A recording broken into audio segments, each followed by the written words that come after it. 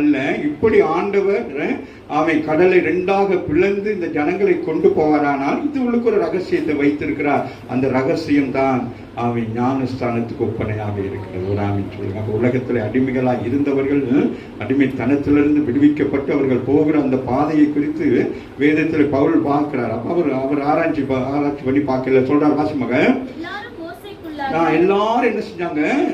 மோசைக்குள்ளாக. Mohsen தான் யாரு? Captain. சரியா? அப்ப மோசே தான் என்ன செய்கிறாரு? 40 வருஷங்கள் முடிந்தது. அடுத்த 40 வருஷம் என்ன செய்தார்? ஆடுகளை வைத்துக் கொண்டு அடுத்த 40 வருஷத்துல புறப்பட்டு என்ன செய்யறாரு?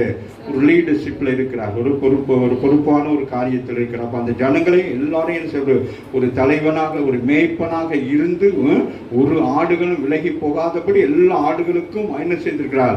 சத்தியத்தை போதித்து அந்த ஆடுகள் வழி விலகி போகாதபடி அவர்களை ஞானஸ்தானத்துக்குள்ளாக நடத்தி அவர்களை என்ன செய்ய வேண்டும்?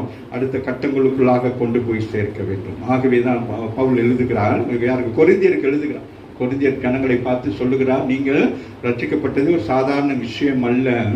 ஆமீன். அப்ப அவங்க ஒரு என்ன பாருங்க, கொரிந்தியருக்கு தான் இது ஞானஸ்தானத்தை குறித்து சொல்லுகிறார், திருவிருந்தை குறித்து சொல்லுகிறார், முக்காடு போடுகிற காரியங்களை குறித்து. ஏன்னா அது ஒரு விதமான ஒரு நாகரிகம் நிறைந்த பண வசதி படைத்த ஜனங்கள், படிப்பறிவு இல்லாதவர்கள், அங்கே பல பாவங்கள் நிறைந்த தேசம், பலவிதமான பாவங்கள் நிறைந்த தேசத்தில் ரட்சிக்கப்பட்டு ஆலயத்துக்கு வந்தாலும் அந்த பாவ சுபாவங்கள் அவர்களுக்கு காணப்பட்டது. ஆகவேதான் அவர்களுக்கு ஆண்டவர் பவுல் சொல்லுங்க இப்படி எல்லாம் சொல்லி வாசிங்க. அவங்க ஒரு கேள்வி இப்படி வந்திருக்கும், எங்களை ஞானஸ்தானம் இடுன்னு சொல்றீங்களே, அப்போ மோசை காலத்து நடந்துச்சு அதுன்னு காட்டுறாரு. எல்லாரும் மோசைக்குள்ளாக மேகத்தினாலும் சமுத்திரத்தினாலும் ஞானஸ்தானம் பண்ணப்பட்டார்கள்.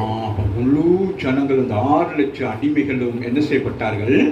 ஆயத்த பண்ணப்பட்டு கானானுக்குள் போவதற்கு முதல் படி ஞானஸ்தானம். ஆமீன் சொல்லுங்க.